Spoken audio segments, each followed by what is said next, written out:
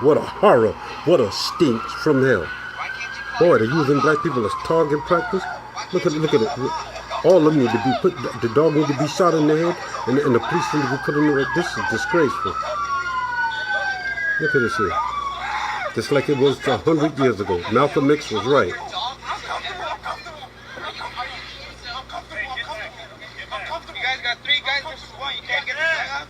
That's right. The guy who taped it said, y'all can't got no control over your dog? Shut up. Now see that? I don't like that. I don't like that.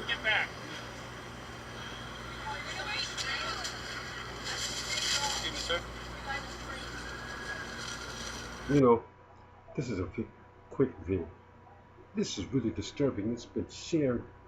I mean, it's been seen over 1 million times all over the world, and people who even racists are outraged that a police dog just gets there and pounces on a black man with handcuffs on behind his back, and he's hollering uncomfortable. There were no violence or nothing. While the police were and the suspect was talking, the dog just pounced on him. They had no control. And thank God for Angel Nunes, who filmed the entire video, the situation, and he said, you don't have any control over that animal, over your dog? They told him to shut up, but he said it. He said it again. You don't have any control over that dog. You gotta be kidding. I mean, this is terrible. Every day there's one horrible attack on some innocent black American. Now, I'm not talking about innocent until proven guilty.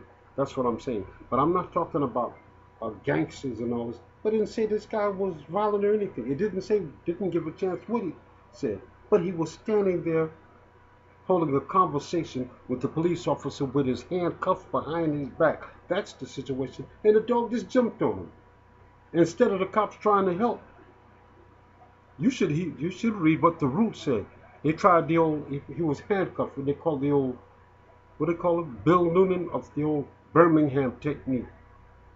And they said the way they used to attack civil rights activists in the 1960s. I'm not going to go in there. That's really, it told the truth, but it's really woof.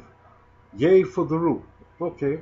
The suspect was left with a large open wound after the dog pounced on him and bit him. The officer issued no command to stop the attack. The canine officer had no control of his canine. The disturbing video shows the canine latching onto the man's arm for at least 30 seconds. While one officer appears to attempt to pull the dog off, the other two officers are holding down the man's leg. And he's screaming, uncomfortable, and he's screaming in pain because the dog is just latched on. They're not even trying to comfort the man or nothing. He didn't even issue a command. He's just trying to pull. They could have went for that man's throat. Is this all we have? Malcolm X said, we are stuck with token integration. And that's just what it is. It's horrific. Do you know that black people right here in America, all the college education that we have and everything that we try, do you know, I'm going to be brief because this is really sickening and disgusting. And it's only a matter of time before something really bad happens. That's why we need God in our life right now. But I'm going to say this. Black people in America, and I've said it before, out of 150 years of freedom from since the Emancipation Proclamation until right now, black people, black Americans have not moved 1 ounce, economically speaking. We have not moved 1 centimeter. We are exactly the same place we were 150 years ago. We are economically impoverished and politically powerless people. We have voted for people on both sides of this who have not done a doggone thing for us. Unless we keep God first, because he's the only one that's going to get us out of this horror, this mess. Because not all white Americans are racist. That's not what I'm saying. America has turned into a plutocracy. Do you know what that means? Ruled by the very rich. And they use the media to turn everybody against each other while these freaks, these clowns, I'll put it this way. Let me read. What do you think that would have happened if somebody would have shot that dog? What do you think should happen to those police and that dog? Now, I don't know the crime what the young guy committed, but clearly this is outrageous. Do you understand? This is terrible. What we should do is keep God in our lives. Because I'm not a Democrat or Republican. I'm just a black man who happen to be in America. I call myself a black American, whatever. But I'm not no. I am not no.